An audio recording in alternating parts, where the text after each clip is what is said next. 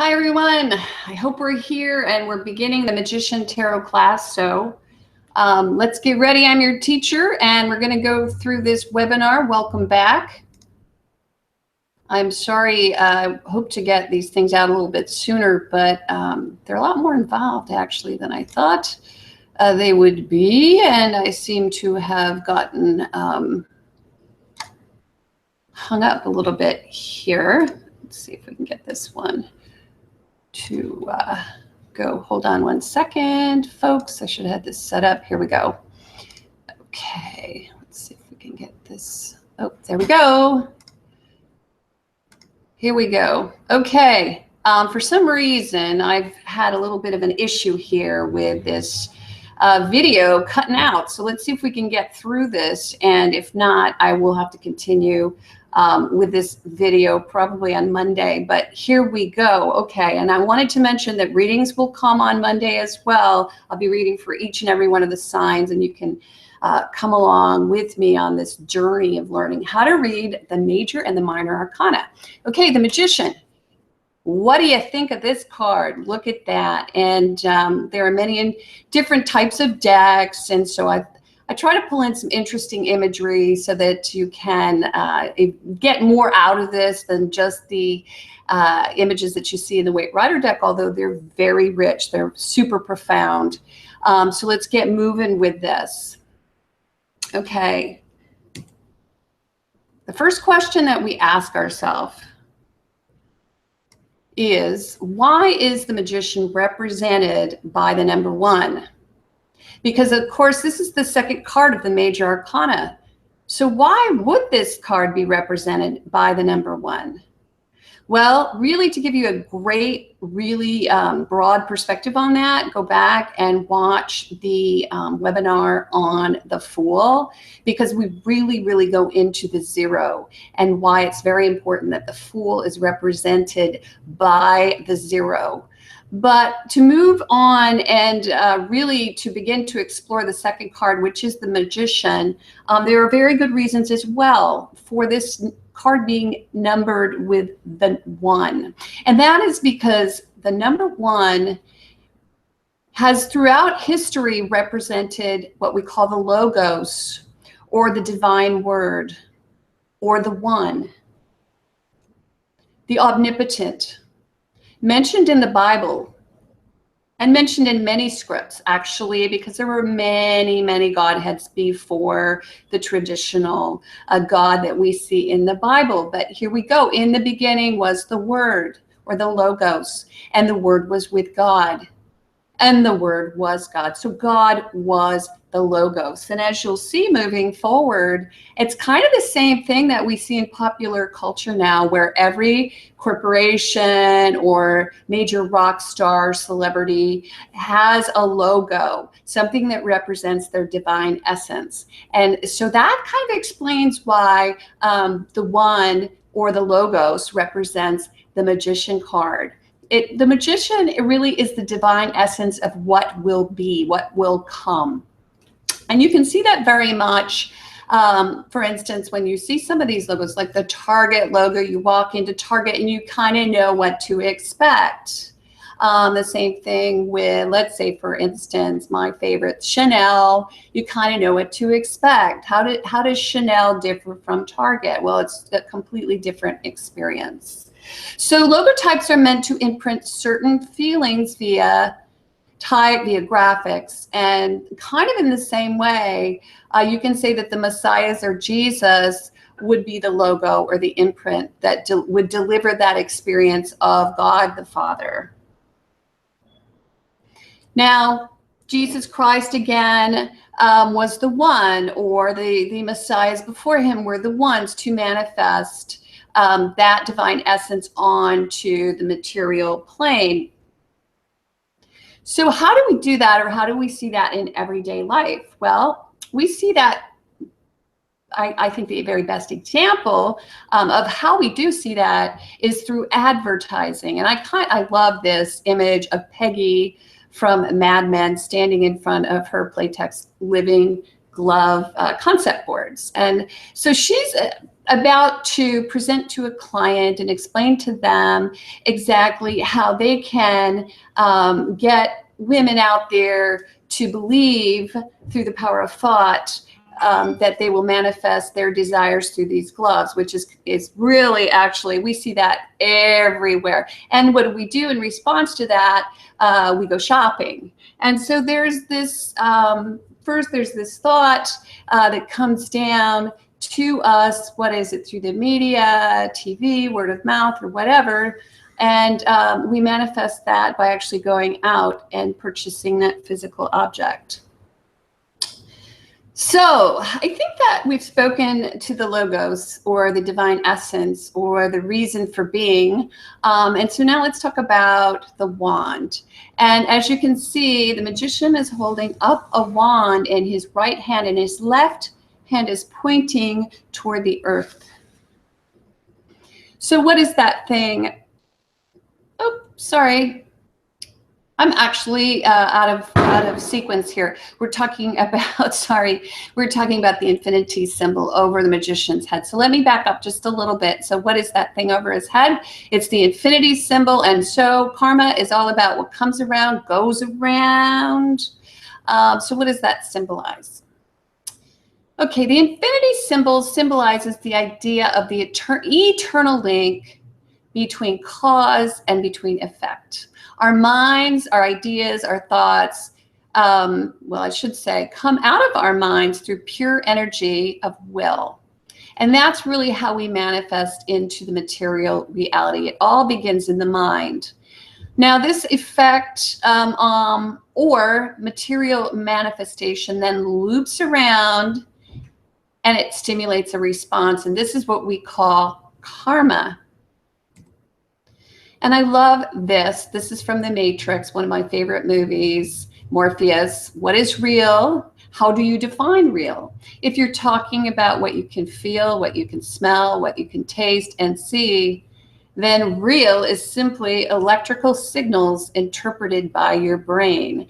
And it's funny because right now I'm in school and we're talking about transduction, and that's exactly what we do. Our brain changes the environment into first electrical signals and then chemical signals, which we can interpret. So what is real? We are actually creating reality as we go along. So this is our first step with the magician into material reality and out of the realm of the non-physical, which is the Fool.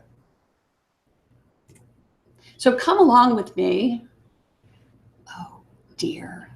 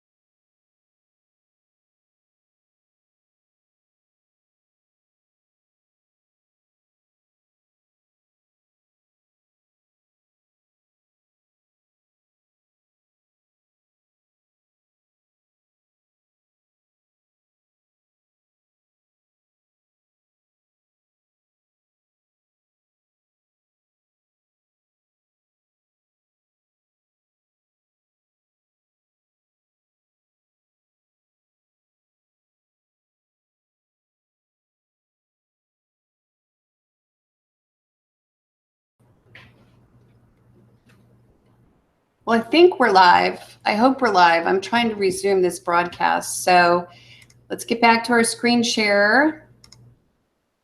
And looks like we're live. Okay. So I'm going to go back, and we're going to go back to where we were before,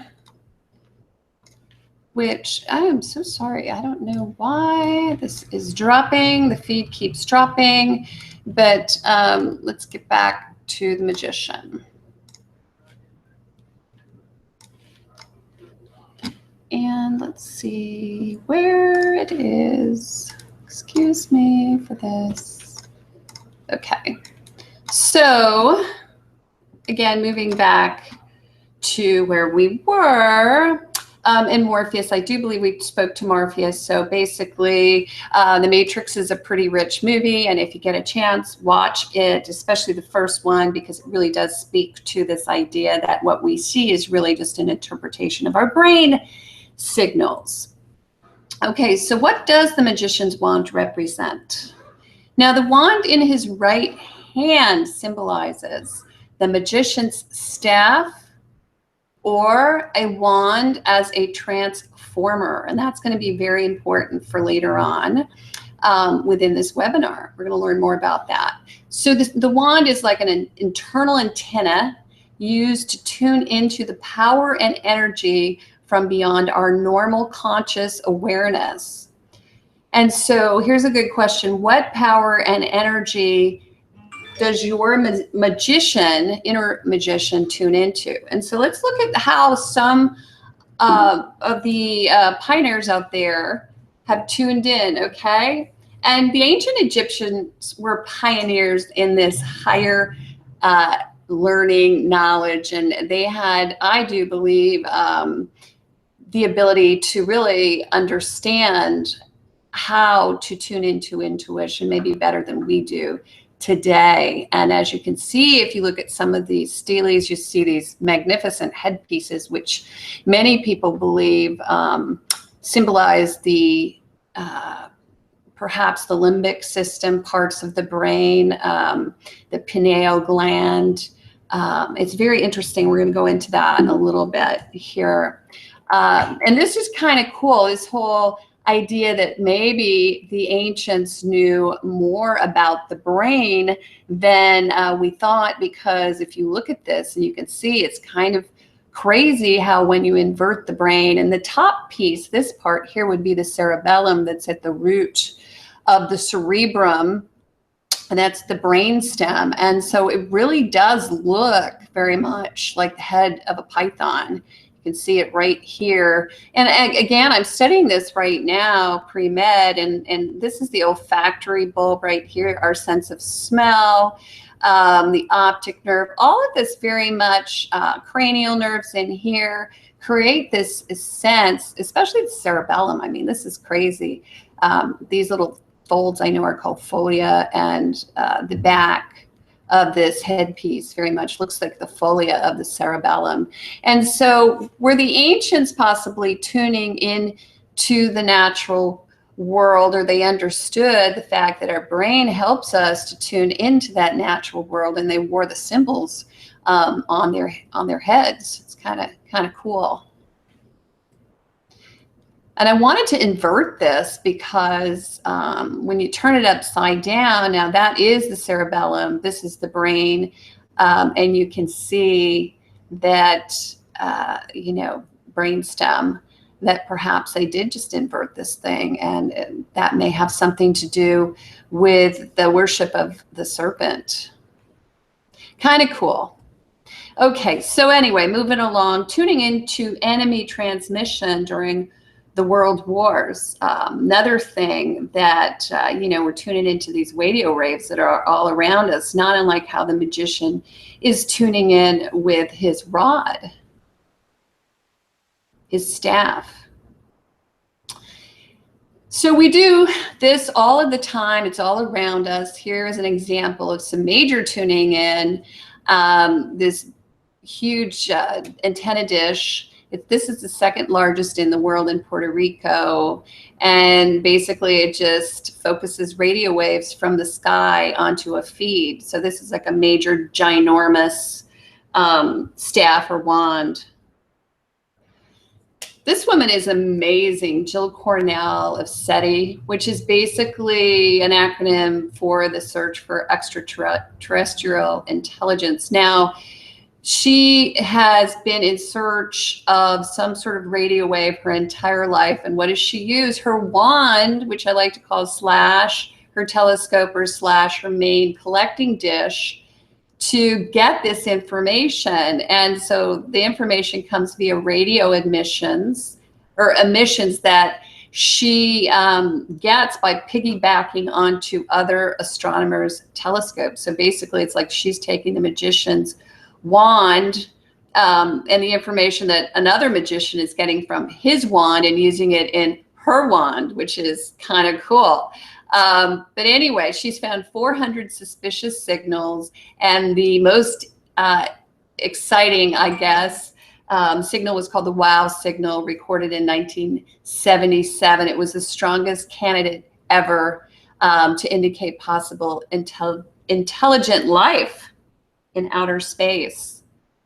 And there again, there you go. That's the wow signal. And so, and that I love for the magician, because it's so cool that if we really tune in to the magician and this card, that we can begin to have some of these wow signals show up in our own lives.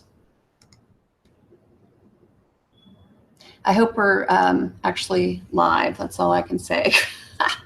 Okay, there's Jill Cornell, and she again was this great pioneer trying to decide whether or not we are alone. And someone has just commented, Evelyn Gomez said, wow, I really appreciate you taking the time out to teach this class.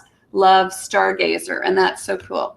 Thanks a lot, Evelyn. You guys keep commenting and I'll read your comments as we go through the class. Now, Jill Cornell is just this most amazing woman. And are we alone? I don't think so, and neither does Jill. She was the inspiration behind the movie Contact, and Jodie Foster did rely upon her to get sort of the nuts and bolts of this movie together. And so she really dialed into Jill's findings, and that's pretty cool. So this just tells us that all of this stuff that we're learning in the tarot class isn't all woo-woo. And, you know, a lot of people are like, oh, the tarot, that's so weird or whatever. Well, wait until you see the rest of this webinar, because this is some pretty cool stuff. Okay, so why is the magician's left hand pointing downward toward the earth plane? Well, the left hand symbolizes manifestation on the earth plane. So basically what is above is below. So it's where the mind is made to wear the cloak of material reality. And you see the lilies, and you see the roses, and you see the growth at the foot of the magician's feet. Okay, so this is the magic of the magician in his purest form. He is the essence of creation. He is the lightning rod. Also, this symbolizes the duality or the polarities, the yin and the yang of the earthly plane, without which nothing would happen. So we need both the spiritual plane and the earthly plane to manifest. And I just love going back to Pinterest and just some of these social sites or everything that we see online, because this stuff is all around us. And so the above and the below of the spiritual and the material is available, as you can see on Etsy or anywhere, really. Chic people are wearing this on their wrists, on their t-shirts, and black and white, you know. Okay, so I want to talk a little to the above and below, because this is a very important concept when we speak to the magician. Well, let's start with just this sort of overview that I found online that I really liked. And so it's from Hermetic tradition, Hermetic texts. And if you are to go back and do some research, I did a little bit here, but it's from something called the Emerald Tablet that no one really understands sort of the initial where this came from or who wrote it, but it just sort of popped up in the 6th century, written in Arabic. So it's been compared to the Philosopher's Stone, and also it's been used in some laboratory experimentation. Above and below also refers to, and don't just think of it as just above and below. It's also like the inside and the outside, or the macrocosm and the microcosm. So moving on, it's kind of like whatever happens on any level of reality also happens on the other level. So you can kind of think of it that way. The microcosm is oneself, and the macrocosm is the universe. And so that's another way to think of it. Whatever happens in the universe happens to the one. So you can go through this later on, but it's pretty deep, it's pretty rich.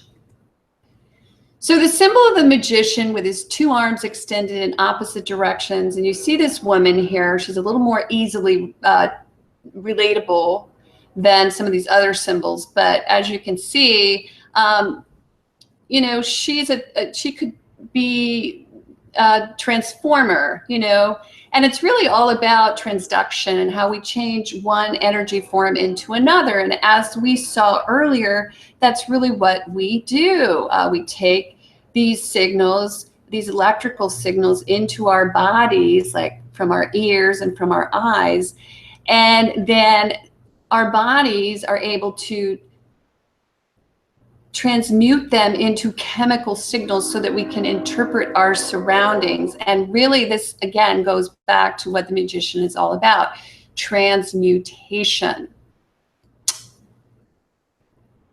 And again, I mean, this transmutation, what do?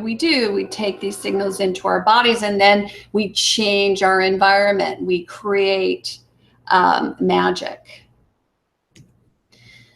And I love this. This is a great case study for alchemy because it is all about the laboratory, and we're all familiar with this. In 1953, a cure, well, not a cure, but a vaccine, because it's incurable, was created for polio.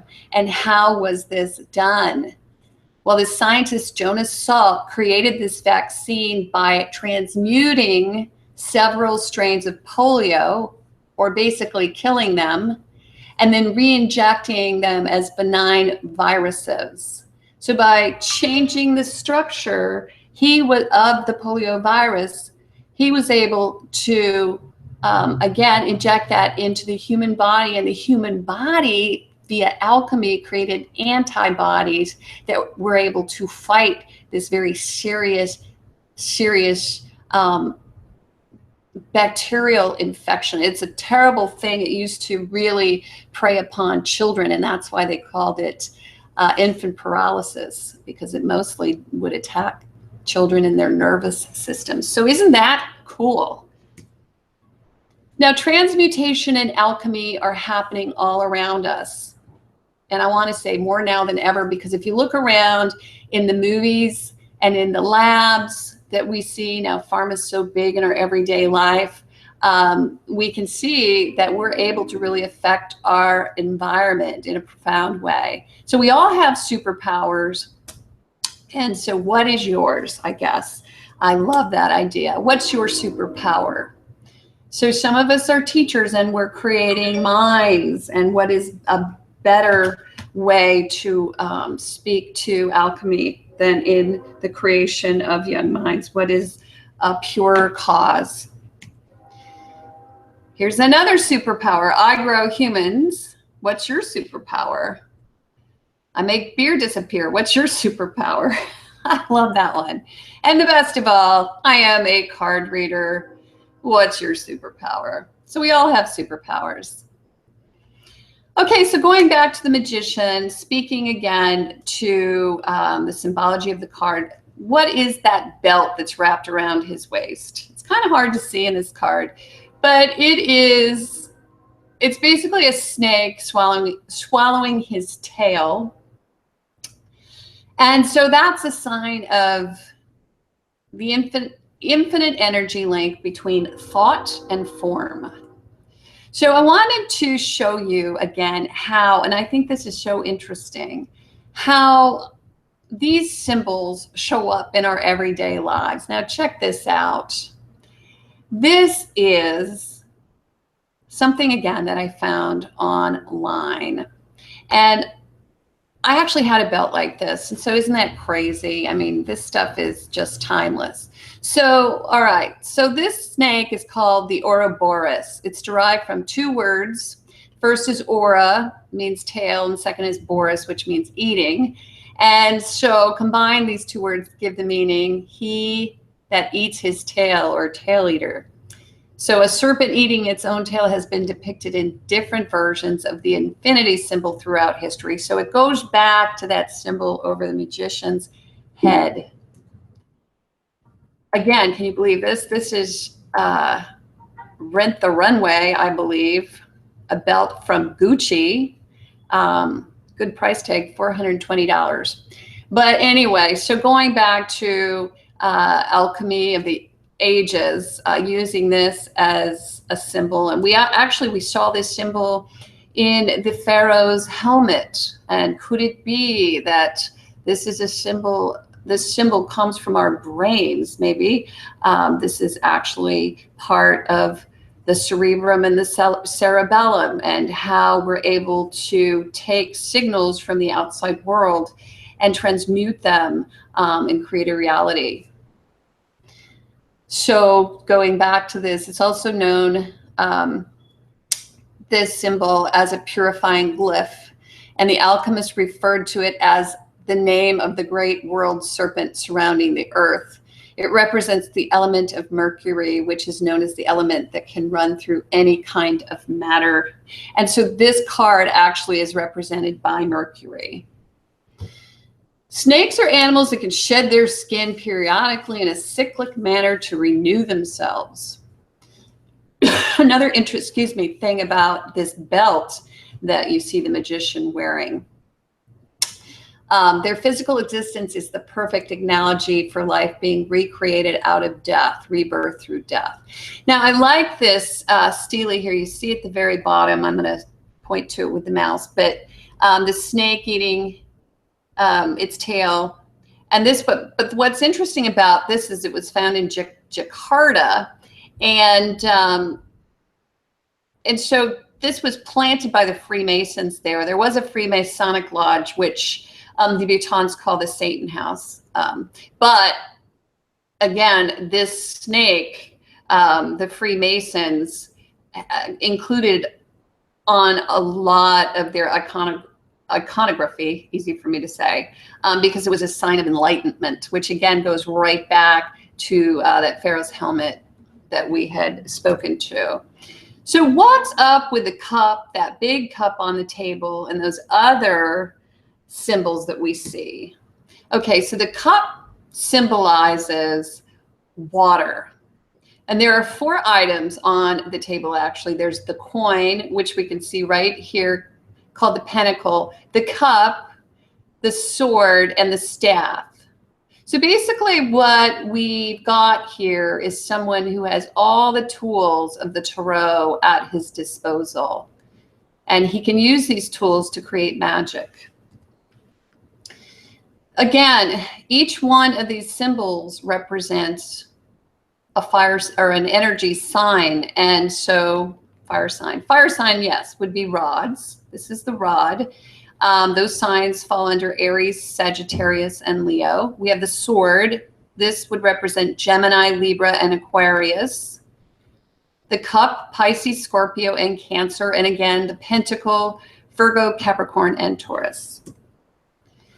So again, I wanted to go back and talk about the queens a little bit. If you're learning here with me, this is kind of cool to figure out which queen you are. If you go to the website, myvirtualtarot.com, you go under the fun tab, you can take the queen quiz, find out which queen you are. Are you a queen of pentacles, a queen of cups, a queen of swords, a queen of wands? All of these signs lay on the table that the magician has in front of him or her. Okay, so let's talk about the astrological and elemental correspondence to the magician. Okay, astrologically, the planet Mercury, and this is Mercury, gorgeous planet, is associated with the magician. Mercury represents communication, mental process, creation of words, and also the imagination. And so the corresponding element here would be air. So that would mean if you're an air sign, like I am a Gemini. If you're a Gemini, if you're a Libra, if you're an Aquarius, you may really vibe with this card. So let's talk about some quick everyday meanings associated with this card, because once you begin to read cards, you're going to have to be able to pop these meanings up really quickly. Okay, so here are some of the meanings that you can associate when you're reading for your querent or yourself. Visioning, inspiration, resourcefulness, invention, creativity, productiveness, articulation is a good one. Magic, again, we're creating magic. Manifestation, conjuring. And again, you can go through these, but these are some quick word associations.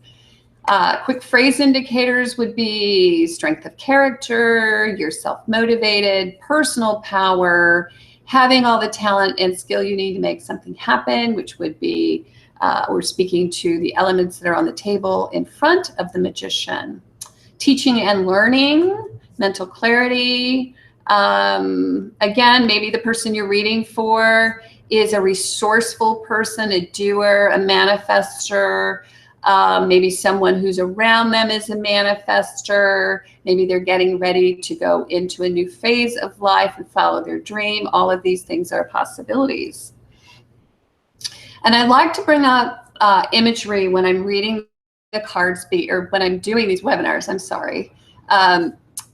Because I think this really, for some of us, this is a great learning modality, and it really hits home easier than a bunch of words on a page. So here you go. The Magician Upright, it's all about following your dreams and opening doors. So I like this.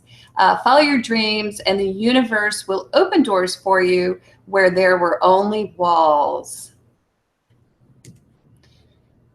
Okay, and we spoke to the fact that Mercury is the ruling planet of this card. And isn't this funny? I started thinking about Freddie Mercury, and who really represents the Magician Upright better than Freddie Mercury. And here's a quote from Freddie. He said, "When I'm performing, I'm an extrovert, yet inside I am a completely different man." And so when he's creating magic, he's got his right hand up when he is bringing it home, and he is home. His left hand is down. So two directions here, very interesting. Freddie Mercury, very talented and skilled. He was voted one of the greatest voices of all time. He actually wrote 10 of the 17 songs on the album Bohemian Rhapsody. I'm sorry, that's spelled wrong. But interestingly enough, he is an air sign. He would jive with Mercury because his Venus, or his relationship house, is in Venus, which is an air sign, even though he was a Virgo. But interestingly enough, the way he related to others was via Mercury, via communication. Another great example of someone who is a true artist and who was a magician and who was able to bend reality was Dali. And with his surrealistic art, he was able to reinvent the world and help us see it in a different way. Steve Jobs, another one that comes to mind, able to conjure. I'm, again, sorry, I've got a misspelling here, but he was able to see things that were not as of yet there. Here's another wonderful example of what we can do now in the 21st century. We can manifest via our consciousness, and it's become right now. So, I mean, it's like we can all really understand the Magician card because it's all around us, and we're putting layers of reality over layers of reality. This is a perfect example. We can now print in 3D.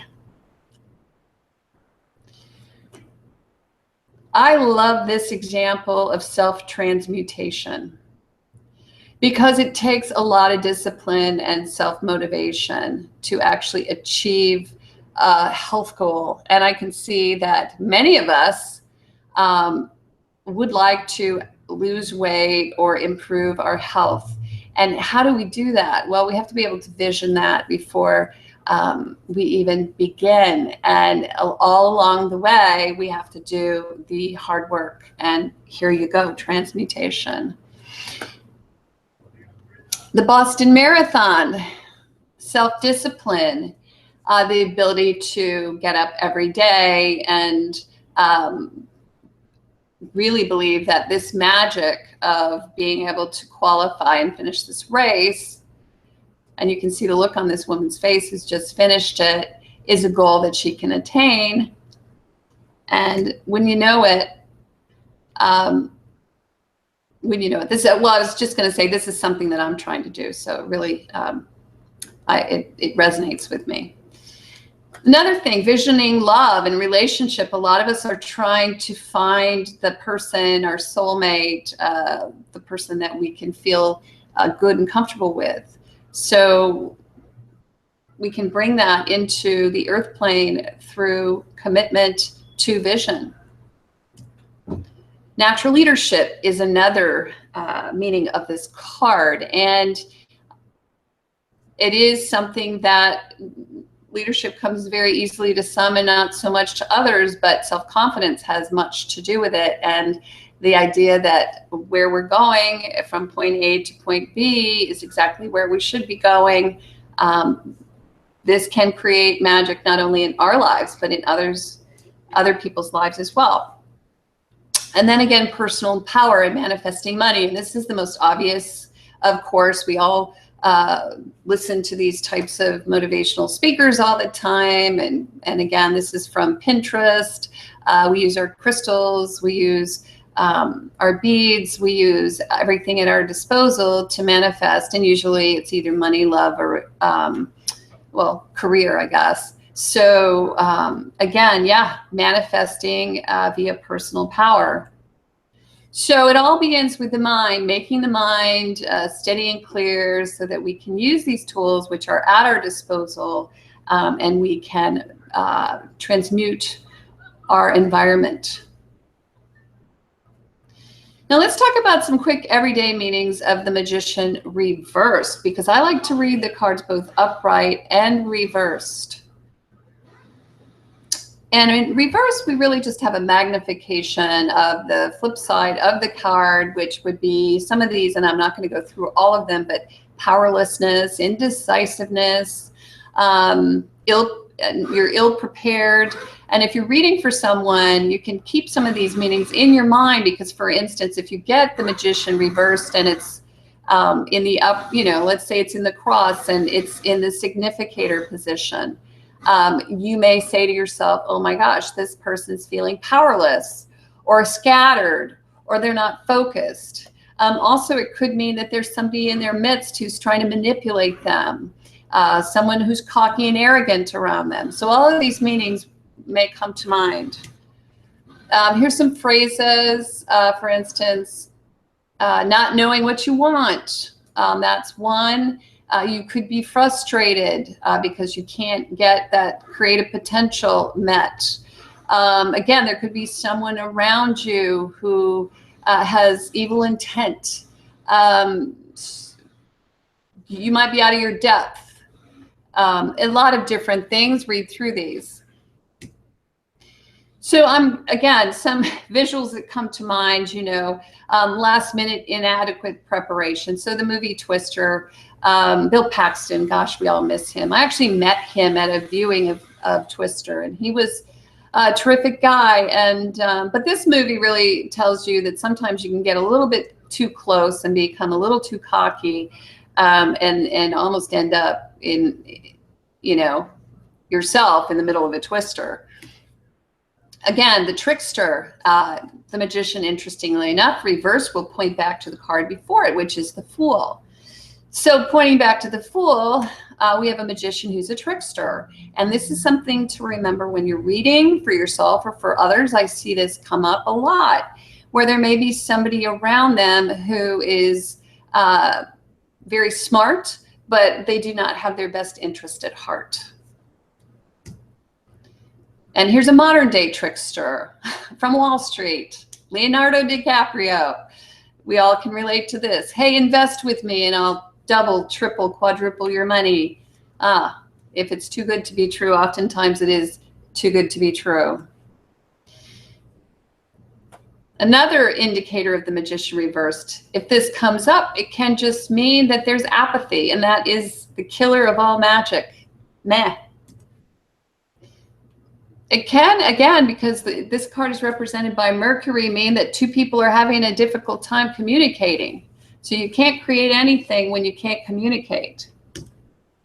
And then we've also got the pompous translation of this card, where you see this a lot in spiritual circles. Hey, I'm more spiritual than you are. I hear what you're saying. I hope you feel better.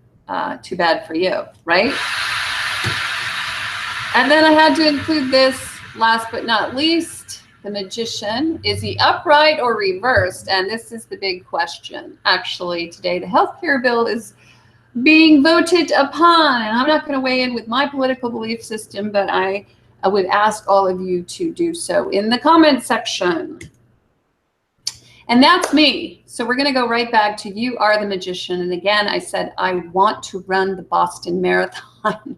So you can see me with my significant other here. We're both running a half marathon. We've been training, and we're working very hard to get our times down. Tomorrow we'll be running 2.5 hours to get that base down. And so again, we're magicians, but at the same time, we have to put some work behind the magic act. So you are the magician, and the symbols of the major arcana are all around you. I hope you've learned something about this card, because I want you to grab your deck and meditate on some of these meanings. Try a couple of readings of your own. So here we go. Readings within a meanings, just a few. This can mean that the person you're reading for has everything that they need, physically, material, and spiritually, to create the life that they want. And I missed emotionally, and also gas in the tank, because physically would mean pentacles, materially would mean they've got, well, it is pentacles. In terms of communication, they've got the skill set, they can communicate, they have a fulfilled emotional life. So all of these things are on the table. This card can mean that a new life is about to begin with a time of action. This person may feel bold in their movements. Creative initiation is indicated by this card, and skill. This is also a card of activation, of potentiality. New opportunities also for intellectual or creative pursuits, backed by reserve and energy and power. So we see that with the sword and the cup, backed by energy of the wand, and power would be, again, the sword. A magical element is a part of the situation, because this is the magician. What is above is below, and we can manifest our heart's desires. So if you're reading for someone, it really depends upon what this card is next to. And so we're going to do some reading, some 4-card spreads as well. Okay, so if it's in reverse, this may mean that the querent is feeling like they don't have the tools to be in charge of their own life, or they're not taking responsibility for the life that they're living. The person you're reading for may just have a lack of self-confidence or belief in themselves or their power.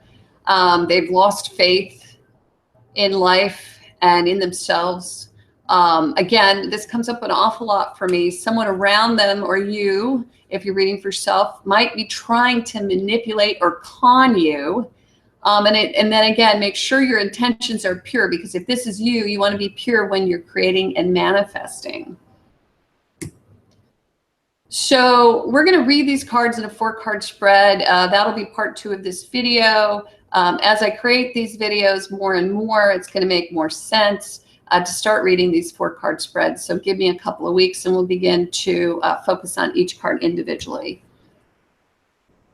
So if you want to join this class, you need a weight rider deck, the complete book of tarot reversals, a spiral bound notebook, divider tabs, colored pencils, access to the internet, and a printer. Go here to purchase your deck. We're using, again, the rider deck. And then go ahead and get this book, because we'll be using this for our homework. And it would be great for you to start reading it. It's an excellent book by Mary K. Greer, and it's a really good complement to this course. So go ahead and join. All you have to do really is watch these videos and then go to the website and do the homework. I personally grade all of the homework. I believe there are 3 assignments up. It's at My Virtual Tarot. The website, myvirtualtarot.com. You can see it right here. Go to Learn to Read Tarot, and you can go to the page if you send in your homework. Again, I will personally grade that homework for you.